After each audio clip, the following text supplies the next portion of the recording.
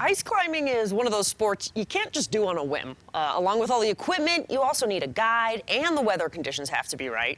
But after some planning, we were finally able to get up to the mountains, and you know what? Didn't take long for us to realize what the hype was all about.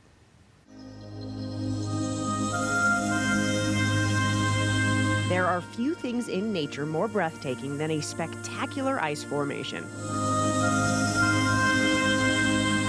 Spanning across a mountainside in beautiful Vail, Colorado.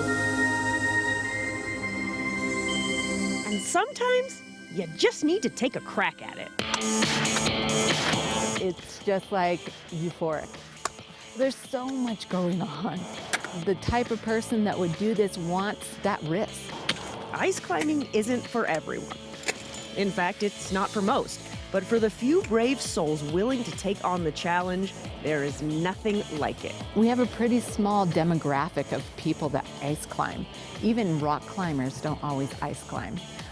It's one of those things where you really have to have a love for getting cold. It's exhilarating up there. There's a lot of stuff going on. Like, what's the condition of the ice? How good is your ice screw? What is your anchor like up there? What's the potential for ice to fall? Sarah Janin will climb just about anything. Rocks, ice, you name it, this climbing guide will conquer it. But she knows what she's up against and never takes safety for granted. This is a very dangerous sport, absolutely, but we have it set up to be very safe. So we mitigate that danger a lot by setting up top ropes. And also, we have helmets on, and also where I've positioned you guys out away from the hang fire of basically ice falling.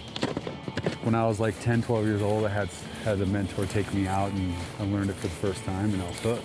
John Kudrowski knows about adventure, and he knows about danger. He's got a PhD in environmental geography, weather, and climate, and has climbed 6 of the 7 continental summits, including Everest, twice. I use a lot of the skills when I'm on bigger mountains.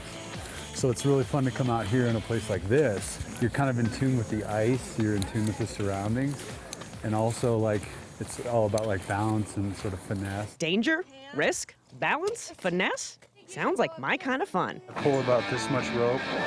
We're gonna put it through the bottom. Onward. Next spot, yes. John and Sarah make ice climbing look easy. I can't get my... It's not. The journey up the ice is a battle with nature. Go high, yeah. Armed with a couple of ropes, a pair of ice tools, and a set of crampons, it's just you up against a giant slab of freezing cold, rock-solid ice. There is a lot involved in ice climbing. It's like, okay, how do you place that tool? Yeah, that's it. What type of ice are you placing your tool in? Is it solidified white ice? Is it shallow, thin ice? You need to basically tap it in, and then you go through all the movement of how to control your ice tools. Now you have to think about your feet, and how do you place your crampons, and how do you dig those toes in. And even if you get the hang of all of that and actually make it to the top, Mother Nature will still find a way to put you on your backside. Your feet will eventually follow. Oh, whoa. How does this happen? This sport is not for the faint of heart, but with the right guide, a lot of trust, and a little guts, this could be you. You had no fear. And that's what I find that limits a lot of people that have never been on ropes, is like, oh, they look at everything like, what am I anchored to? Is this rope gonna hold me? How strong is this? Who's my belayer anyway? You know, Right. Like, are they gonna catch me? So all these things go through people's heads, and you imagine trying to climb with all of that garbage in there. Right. I think everybody can do it, honestly. It's gonna take a little skill and technique to learn it, but if you have moderate level of fitness, you know, you can come out here and try it. So fun, makes you feel alive. It's like you gotta experience this, and once you experience it, and now I hope that since you've experienced it, you're like so addicted, you wanna come back and do this again.